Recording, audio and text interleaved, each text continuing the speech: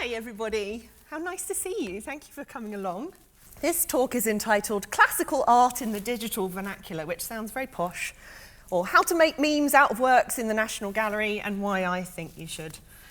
I had the idea to give this talk whilst I was finishing my master's earlier this year, and I was writing about memes, and I wrote to Matthew and he said yes. So here I am, and This talk, just so you know, is peppered with some bad memes I've made myself and ones I've found off the internet.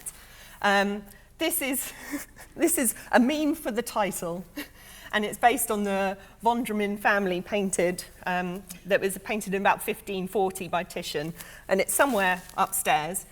Memes are definitely quite often blasphemous. And often you'll find that they're replacing religious iconography with digital technology. And I'm going to give you a few disclaimers here. Firstly, I am not a super meme maker, but I am a participant. So some of mine a bit shoddy, really. Memes are often rude. They get caught up in a lot of the isms, which are issues you find frequently if you dig deep enough on the internet anywhere. And because memes can hold so many different meanings, they're manipulated by users. Sometimes they can use swear words. I'm trying to limit the swear words. I don't want to offend anyone. And they're mostly presentable, what I'll show you. What is less presentable is my Photoshop skills, and I apologise for this, but it's good to have a go. In the spirit of this, you should have a handout with two paintings on it. Very analogue, not very digital at all. I'm going to ask you, if you feel inclined, to try and see if, by the end of the talk or after the talk or afterwards whilst you're walking around the gallery, if you feel so inclined to try and make them into memes.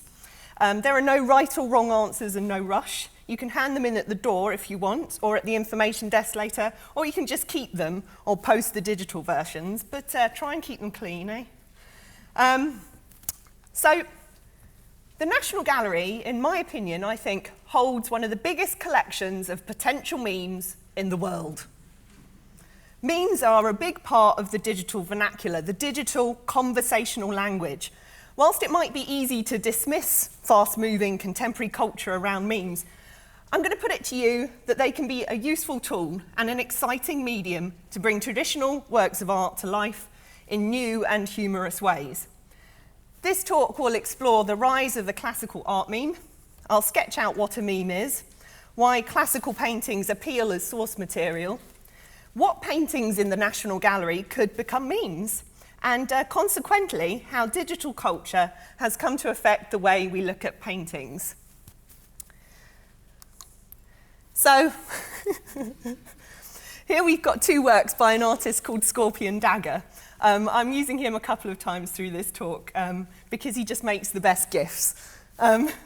So before we talk about what a meme is and how to make one, I want to just think about the ideas, preconceptions, and connections we bring into a gallery space when we're looking at works of art.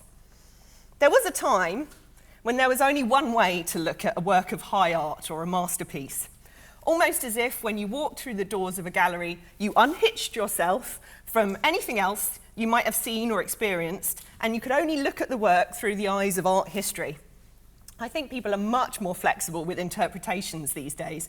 Many contemporary works are purposely open to infinite interpretations, and you can only look at the where it's the audience rather than the artist that's responsible for meaning making. I think if we think in terms of kind of visual literacy today, if we compare it with, say, understanding of images in the 13th century, the period that some of the earliest works in the National Gallery right above us date from, in the religious wing, then we can only guess at the power and influence an image held then. Paintings were hidden from everyday life in churches, on altars, in the houses of aristocrats. Paintings weren't part of the domain of the ordinary man. Now images are everywhere. It's not just paintings, it's not just print, all over our various screens, our buses and tubes, and we've learnt to read adverts, see the products they're selling, the intertextual meaning, and to read between the lines.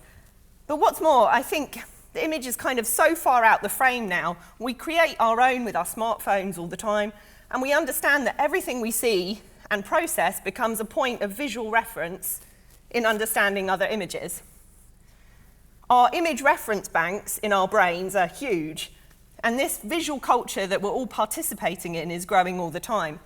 Our brains carry huge melting pots of image references from the Smurfs to unicorns. And when we look at something new, we're looking at it across the experiences to try and understand what we see. So here's a meme based on a painting by Joseph de Creux that's in the Louvre, actually. It's one of the first classical art memes, an image that started the trend or kind of galvanized an already growing trend in the classical art direction. So what is a meme? Well, strangely enough, the name meme comes from Richard Dawkins' theories on cultural replication. Yes, that's Richard Dawkins, the atheist and biologist who wrote The Selfish Gene and the God Delusion. He posited a theory about cultural replication, and message boards and the internet kind of took this idea of multiplying units of culture called memes and applied it to a growing trend for in-jokes, catchphrases, and kind of circulating media. Over the past kind of 20 years or so, during the life of the internet and social media, the idea has spread, becoming a widely known part of popular culture, and it's still growing all the time, to the point where I can legitimately deliver a talk about it at the National Gallery. Memes incorporate anything from dance moves, snippets of news or talk shows, charity challenges, video clips of phrases and actions, but what might be the most commonly known form of a meme is an image with text. The important thing about memes is that they're kind of cultural units. They're starting points in public, mostly online, but also offline conversations. They circulate worldwide, but they have a higher participation in English-speaking countries. They're based on in-jokes, where often you have to know the source to get the jokes and iteration. As a cultural touchstone for many, it kind of becomes important to keep up with them. Memes are shared amongst friends, they're talking points, they're hubs of shared humour. Memes are not original works, generally speaking. Something doesn't become mimetic having one sole creator. It becomes mimetic through a creative collective, through circulation, through being remade and transformed. So even though this painting by Joseph de Creux became mimetic, it was not originally a meme. When de Creux painted Self-Portrait of the Artist with a Mocking Face, that's a bad translation, in 1793, he couldn't have possibly imagined his less formal style that kind of got him into trouble at the time would later catch on. Imagine in his imagination, like the future of the internet discussions, like a whole mimetic subgenre based on his painting. These kind of memes that we'll mainly be concentrating on in this talk are often referred to as image macros, which sounds so technical. And it's basically an image with some text on it. There's an intertextual meaning to them, so there's a relationship between the picture and the text that makes you think in a different way. So because they're kind of so simple, they multiply easily and they're really adaptable. And there are many websites or apps where you can just edit the image to add text or use a previous image macro and edit your own and put your own spin on it. I'll talk more about some different forms of image macros later, but I just wanted to highlight before we move on that the internet loves in-jokes, especially memes that self-refer to memes and meme culture, like meme selfies. Very popular. Also, these kind of memes often juxtapose old and new, or what is perceived as high culture with mass culture. So here in the middle, we've got the de Creux painting with lyrics from NWA, but in Old English. And then on the other one, doth yonder wench possess a fine posterior? She doth.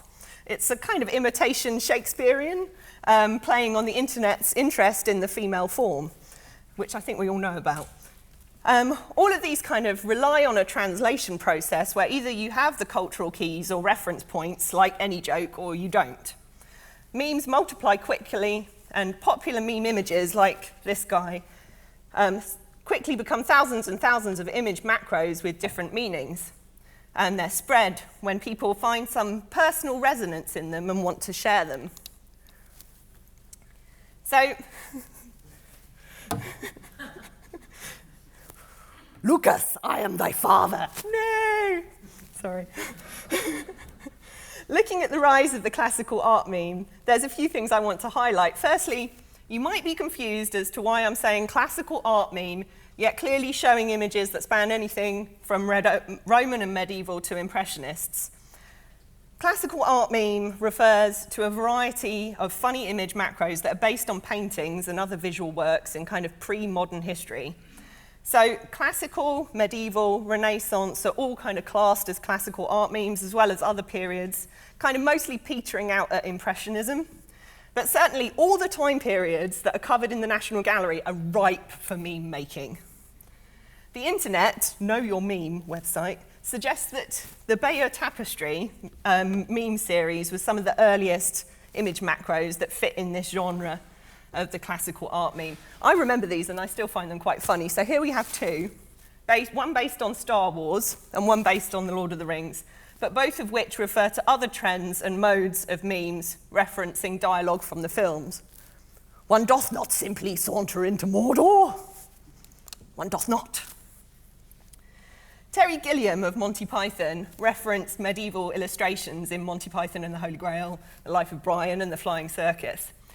He actually used a book called Illustrations in the Margins of Medieval Manuscripts, where many of the characters that he animated in the film got compiled from these little drawings that were found in the margins of scripture texts, and he thinks it's from when the monks got bored and started doodling.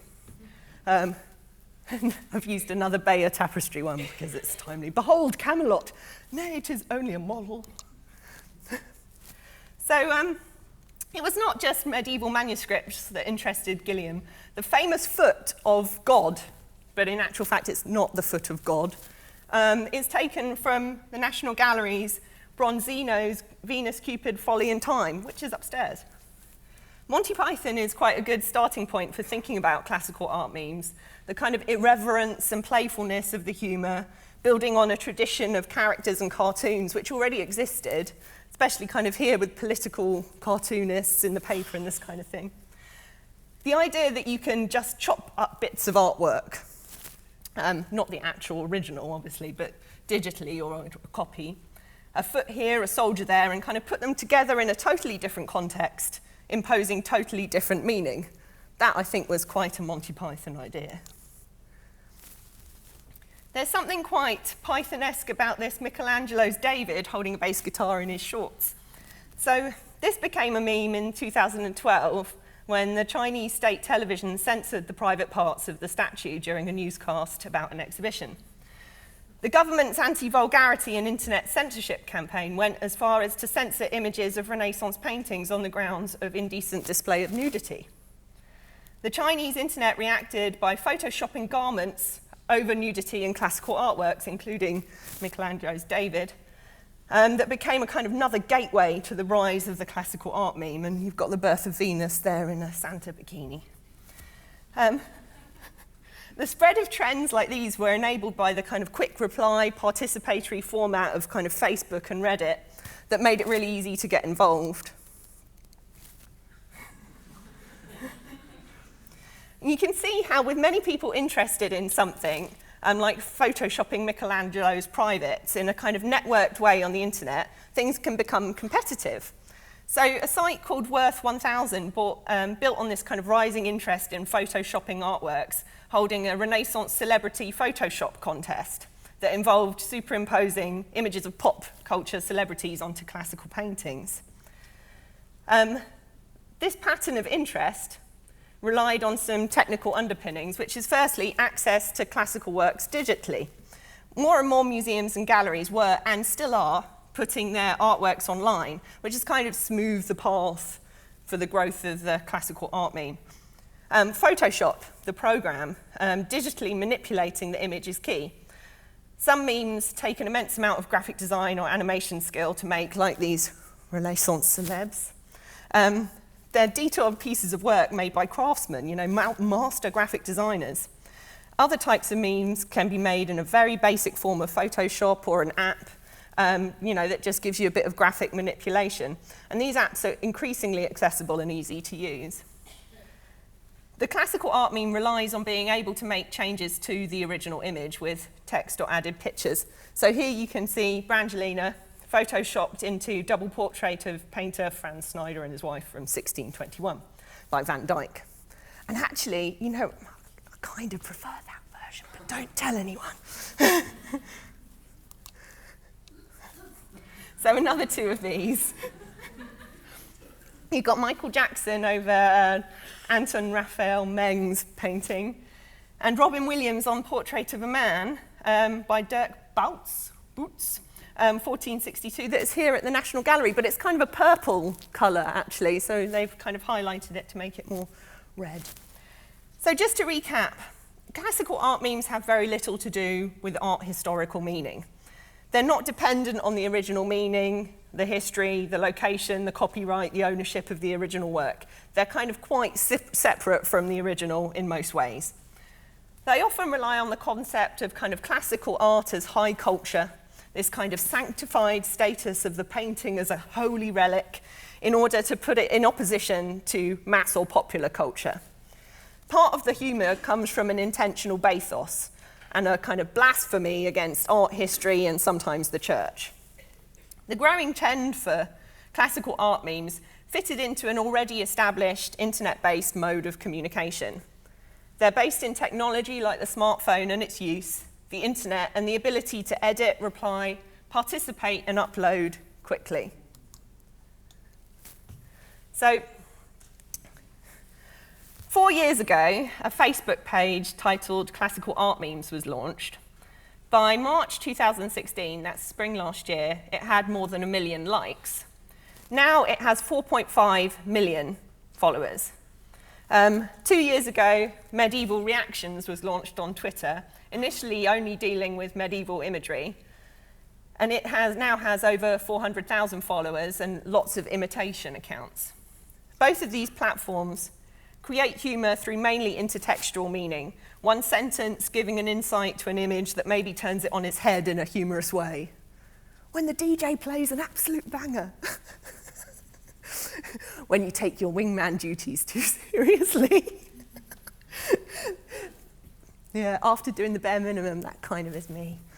We can all relate in a certain way, and I hope that you do find some of my choices funny. So participation is kind of key to making memes.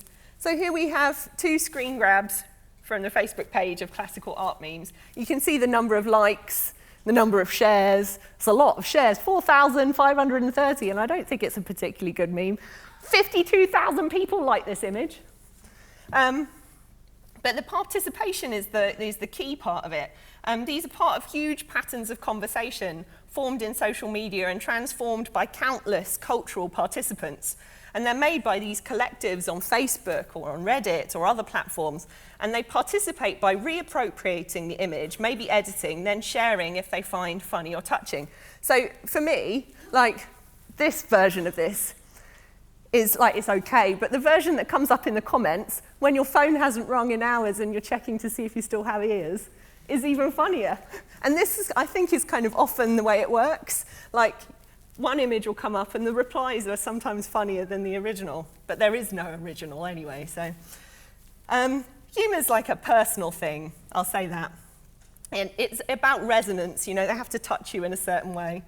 But these networks of cultural conversations find things that are common to most of us, whilst juxtaposing the familiar with the foreign and the populist with the kind of restricted realm of high art. So there's a book called The Worldwide Meme that I quite like by Ryan Milner, and he says that it comes down to 5 things. Multimodality, which means a meme has to be multiple modes, so it can be a video, an image, text, lots of different ways. Reappropriation, so people have to take them and reuse them. Resonance, it has to resonate with you in a certain way, like that you find it funny or touching. Collectivism, so there has to be kind of groups of people working on them together, like the people that like classical art memes. And spread, so it has to spread outwards, you have to share it. So, because from that point of view, if social media is an essential part of the life of a meme, it can also make or break it. The point is that memes are not made by one author, but by many authors in this kind of stewing collective authorship of the internet. And in order for a meme to function, it has to get made and remade. So we've got Twitter, medieval reactions, Reddit, and again, Facebook. These days, smartphones are an integral part of something being mimetic. People store memes in their phones and share them with friends. The smartphone, and in fact its use in galleries, has for sure added to the rise of the classical art meme. It's popular to post photos of artwork, as you've seen on social platforms like maybe Instagram, partly because of the happy home that artwork has already online, which is partly supported by the classical art meme. Smartphones have changed the concept of portraiture too. Because of the ease of the camera phone, the idea of the portrait has changed. This is maybe a slightly different topic to get into, but suffice to say that if we compare some of these kind of long, rather austere poses, whether due to artist choice or the time you have to sit for a portrait, or maybe like development time for an early photo, some of the kind of subdued, solemn poses, they seem quite comic these days. With the kind of poses the selfie's given us and the disposability of digital, you can see that attitudes and approaches to the portrait have changed quite considerably. And that disposable attitude that is linked to the digital, because you can take so many photos, you can do so many versions without expending too much time or effort or resources, is kind of in stark contrast to the time and effort spent creating these paintings and portraits in the first place, made by the few, for the relative few, and restricted by form and convention. So, I want to suggest, however, that there's actually quite a few similarities between the way memes are forged and traditional artworks are created. Firstly, kind of the romantic ideal of the inspired artist, the author genius, didn't really arrive until kind of 19th, 20th century. I'm sure there were master artists, but the notion of authorship, I think, was quite different. Works were formulaic, painters were expected to follow a specific canon of material, making copies and finding their way by copying painters before them. Painting was more about skill and craft than originality. In the Renaissance, there wasn't really a sense of plagiarism, and often no sense of author, so certainly not in the way we think today. I'd like to suggest these notions of authorship that we see changing through the collective production of memes maybe has some parallels to that. Copying work that's gone before, following formulas, building and improving on predecessors. Also, painters like Van Eyck or Rubens, master painters, they had studios full of craftsmen to help their commissions happen. These craftsmen filling in sketches, mixing palettes, putting on underlayers of paint, laying out the images, aren't unlike the kind of craftsmen we have today in the form of graphic designers, people with a keen skill that do the work but rarely get the credit.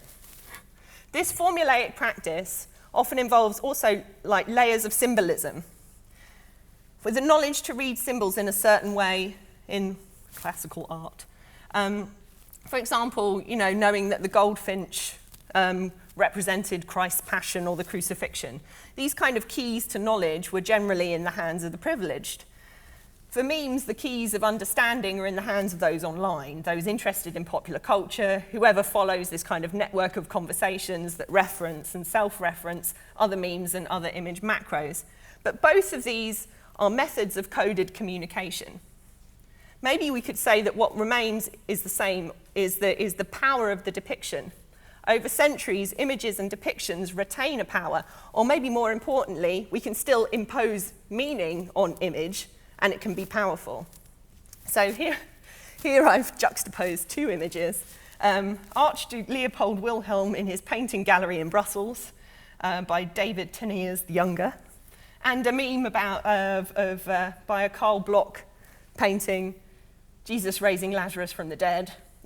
And this is where I keep my memes, and this is where he keeps his paintings. So, bad memes. Well, there's a visual grammar that we're trying to piece together when reading an image. Bad memes are those that I feel, and it's totally personal choice, just don't hang together or aren't open enough to different interpretations. I've seen a few of what I think are bad memes based on the Arnold Feeney portrait. People just can't seem to get it right. So here's an example of a bad meme. It's the Arnold Feeney coupled with Beyonce's Single Ladies lyrics. I don't think it works because the positioning of the letters, that I kind of think ruin it a bit. The lyrics don't match with the painting. Even if she was pregnant, and actually she's not, she's just kind of lifting up her full-skirted dress in the contemporary fashion of the time. Even if she was pregnant, the lyrics wouldn't make sense. And it is actually Giovanni Di Niccolo Arnolfini and his wife, so he has already put a ring on it. But not that any of that art history info necessarily matters to why I think it works or not. The bottom line is their facial expressions and body language don't fit the lyrics. And actually, facial expression and body language is what is really key to making memes out of classical works of art. So this one in the middle I made, and I've put it in the bad meme category. It's the start of a lookalike, but it won't really work because some of you might know actor Toby Jones, but in the wider world, he's not really very well known. So if I put it out there, people would be like, who's that guy? But he does look like the baby, right? Definite similarity. And the last one on the end is a crop of the painting upstairs by Van Dyck, Lord John Stuart and his brother, Lord Bernard Stuart. I just don't like it. I don't think it works, and it kind of just leaves me a bit nonplussed. But memes and humour are really quite subjective, and some of these may appeal, but others may not. I think memes work best, personally, when they're not just a straight insult, when they're not highbrow witticism, and the wider the appeal, the better. So these, to me, are examples of great memes.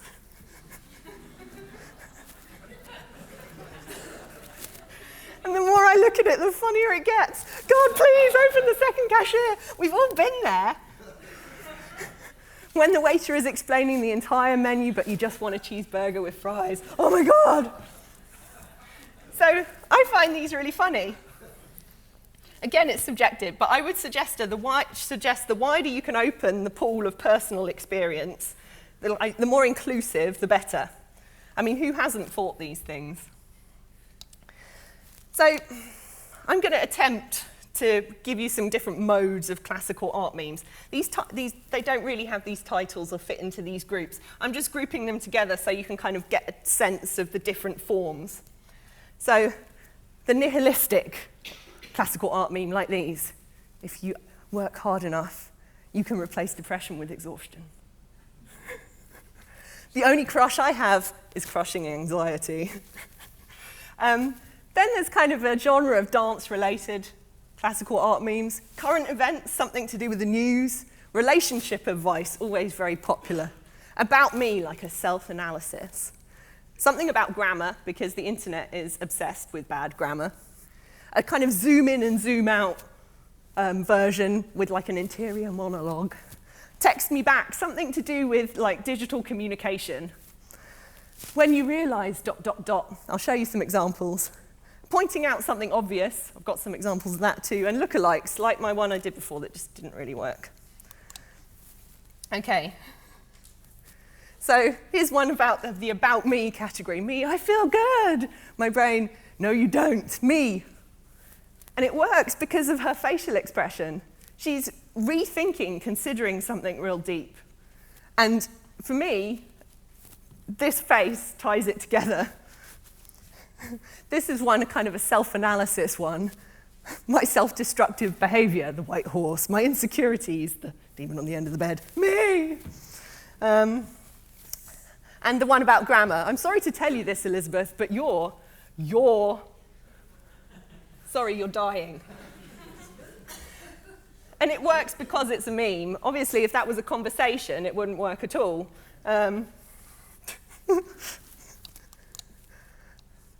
So this is my bad Photoshop.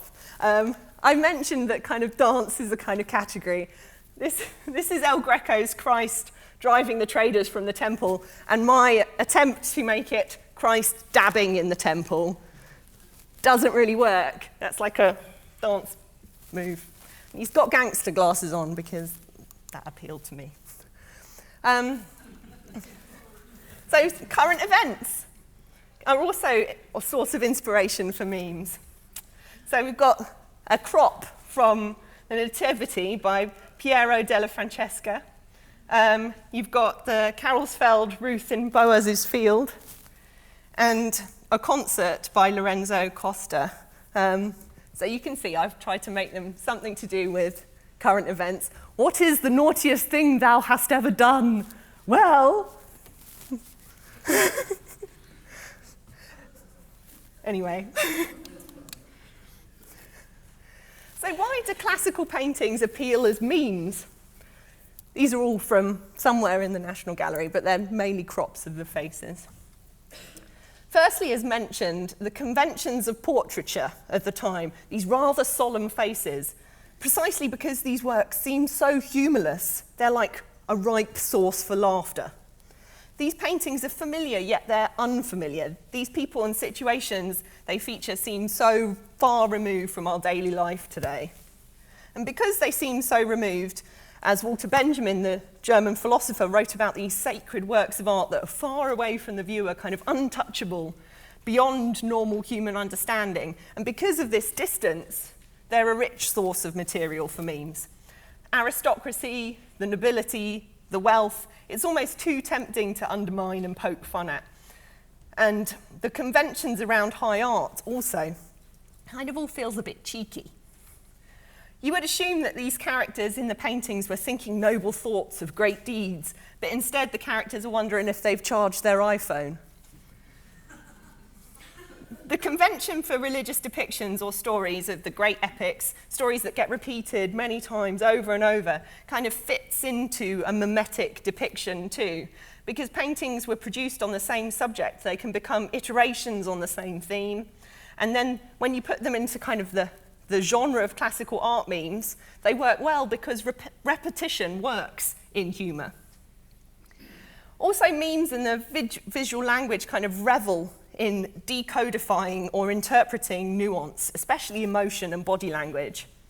All of these slight changes in expression and their myriad of possible triggers and circumstances really make for rich ground, finding other meanings, other layers of meaning, and drawing these kind of enjoyable parallels between the 16th century or whatever century and the present through these images of expressions that really haven't changed. The kind of continued challenges and similarities of humanity. On top of that, there's kind of the colour, space, composition, the decisions or mistakes of the painter, the feeling of the work. The painter's presence adds a kind of another layer, editing the kind of master painter's work, defying the meaning that it once had, whilst also not touching the original. So I've given you some sheets with some of these works on. What works in the National Gallery could be memes. Well, I have to tell you, when I walk around the galleries looking for memes, it's almost overwhelming the amount of possibilities there are. But the problem is, you just can't quite get the right joke to go with it. You look at them and you look at her face and you're like, oh God. And this kind of shrug of the shoulders, look so resigned. Oh. And her, I mean, she's a meme waiting to happen. And she's like, look at my work, yeah. But I haven't quite found the right words yet. So we've got two portraits by Lucas Cranach here, the elder, a portrait of a woman, and the elder saints Christina and Ottila.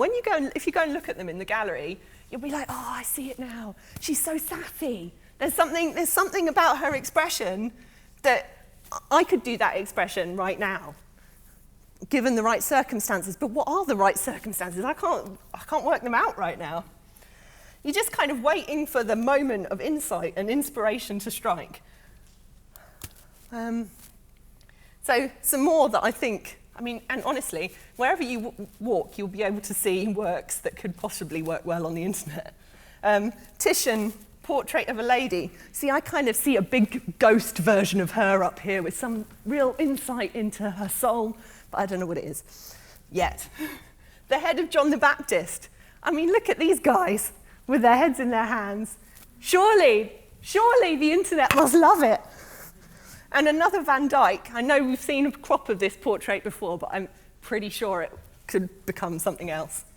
Anyway, I've given you some handouts of some of those in case you feel inspired to make a pretty analog meme. If you're walking around and you think, oh my God, it reminds me of that time I had Sunday lunch and I said, I'd love to know. But there's a lot of works in the National Gallery have already become memes in their own right. So here we've got Pope Julius II. When you ask her out and she says, who else is coming? I have always wondered why he looked so gloomy. Look at that bottom lip. It's great seeing him on the big screen. You can see the facial expressions even more. The Giovanni Bellini, the Doge Leonardo Loredan from 1501. When you see the barber slowly mucking up your hair and you just calmly accept your fate and decide to move to China and change your identity. I see it now. And a grotesque old woman from 1525. She was always going to be a meme. Instagram versus real life. I think it's a bit too obvious, that one, though. So, how to make a classical art meme, or how to make works in the National Gallery into memes.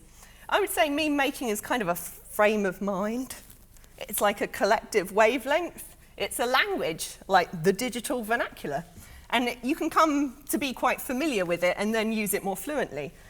But there are tools to help you enjoy paintings in this contemporary way, and the first one is copy other memes. So this is one I found online. This Renaissance painting looks like a Renaissance painting. And it's a Titian. Again, he's really good fodder for memes. The Bacchanal of the Andrians. And then I found this work. This is here, the Poussin, the Triumph of Pan. Kind of same composition, same way that people are laid out, similar colours. I just swapped it over. And that Renaissance painting looks like a Renaissance painting too. So here we go. Variations on a theme. So what's the darkest thing you've done? I turned the lights out once. Actually, when I saw that, it made me do that Theresa May meme earlier about running through the wheat fields. But we've got 3 portraits here by Gainsborough. And the one from Classical Art Memes is based on this one, although it's flipped round. But what I would like to propose is that you have to pay attention to the facial expression and the body language. Because although I say copy them, I don't think you could put these words, what's the darkest thing you've ever done, or turn the lights out once, on Mr. and Mrs. Andrews, because quite frankly, I think she's done a lot worse than that. Her facial expression, especially his, does not say, you know, I'm really rather innocent. It says, something about me is really quite chilling. So my next bit of advice is crop the image. And this is a great thing to do in a gallery. Looking for memes kind of enables you to examine small parts of paintings. The people in the background, the cherubs on the iPad. Definitely an iPad. Candy Crush. That maybe you wouldn't be able to look at if you put them in context of the greater work. I think this can make examining works in the gallery quite enjoyable. Find the little things in the back and take them out of context. What could that be if, you know, it wasn't with the Immaculate Conception with 2 donors? Which is the name of the painting. So use already established modes of classical art memes. I mentioned earlier this kind of when you ... when your skin looks perfect after you exfoliated, but you can't exfoliate your psyche, which is buckling under the weight of your anxiety. It's so dramatic. When you thought you had a couple of $100, but your remaining balance says $7. When you're about to walk into the kitchen, but you hear your parents talking about how much of a disappointment you are.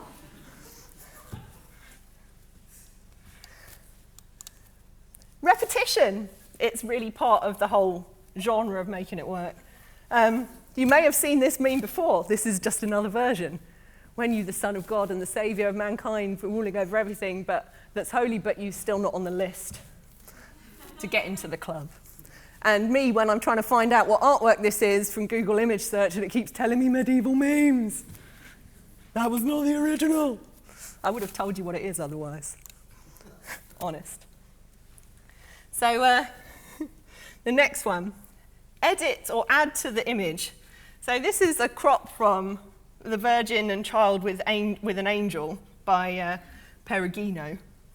And I've added some Chinese takeaway. And some, what are they called again?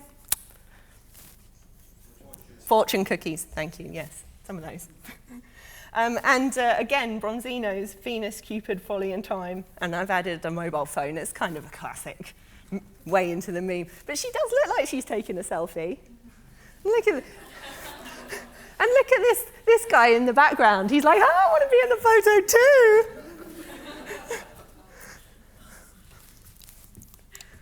So, okay, these are rubbish, but I'm just trying to give you the idea you can get inspired in the gallery. So here we have Christ rising from the tomb, but my idea was that he's jumping out the bathtub. Then the St. Gregory and the Great with the Jesuit saints, and I'm like, friend, I shouldn't tell you, it's a secret. And me, I'm like, what?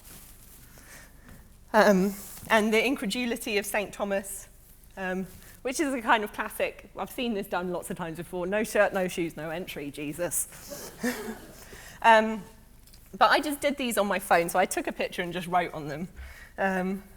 They're not very good, but you kind of get into the idea. And when you're looking for these kind of things, it kind of becomes a little bit of a game, even if they end up being, not great. So, does seeing an artwork as a meme change the artwork? And if so, how? When the sign in the museum tells you not to touch anything. Yeah. The art history of the work, the label on the wall, the background, is always available to read if you're interested. I think the problem is sometimes getting interested enough to read the info in the first place. For me, seeing artworks through kind of a larger, contemporary visual culture is something that's really very modern, and a vernacular that many different age groups are familiar with, especially the young, I think gives the artworks a new lease of life. Yes, there are some that when I go past them, I can only think of a meme now. And I know Matthew said to me earlier he's only going to think of that actor Toby's face when he goes past that work. But I laugh, they draw a crowd, and those works feature kind of more in my life now than they probably ever would have done otherwise. Making a digital meme does nothing to the original work, of course, but I would suggest it does offer new insights and engagements to it. Also, classical art memes sometimes make people inquire after the original work, even visit it. Does anybody know the story behind this painting, the artist, the year it was painted? It does happen, people are interested.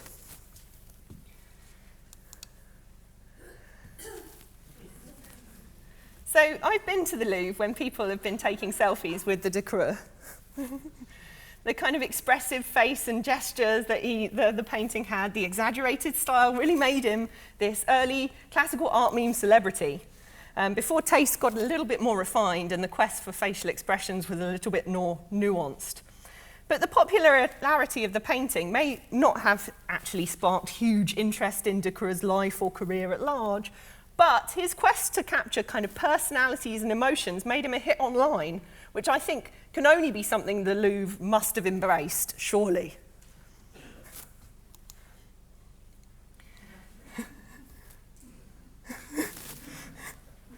So, in an era where galleries are sometimes struggling to retain interest in traditional works, digital culture kind of offers a gift. You may want to dismiss meme making as a fad or nonsense, but it does take actually quite a complicated thought process to make a good classical art meme. It takes kind of accessing the libraries of images in your head and expressions, finding similarities or comparisons, really studying the facial expression and body language, and maybe having kind of some psychological insight into that kind of, and like a high level of visual literacy, really. You also have to understand the gulf between what you can see and the interpretation. You may still ask, why would anyone want to make a meme? Can't they just look at a painting? Well, that's true, and you could just look at it and walk on. But I find engaging in this way and kind of finding parallels between then and now, drawing similarities, can really bring the work to life. Maybe not in the art history way, but nevertheless it's a valid discovery. Some of these journeys of discovery actually end up aligning with art history in the end, and the art history interpretation. After all, this process of finding hidden stories and other meanings in paintings isn't actually new. It's only the formulaic modes of memes and their visual language that's different. Plus, of course, the sharing online with potentially millions, bringing more global understandings and interactions and breaking down barriers, and having a laugh on the way. So, after all that, if you'd like to submit a meme or give it a try at making a meme in a non-digital version, you've got some handouts there with, as I said earlier, some works of art that I think you could possibly make into a meme, and I'm very happy to see any inspiration you might have. You can leave them on the door, or you can put them in the information desk, or you can just keep them and look at it as an exercise. That's all totally valid. Or you can post them online. Anyway, enjoy it, and thank you very much.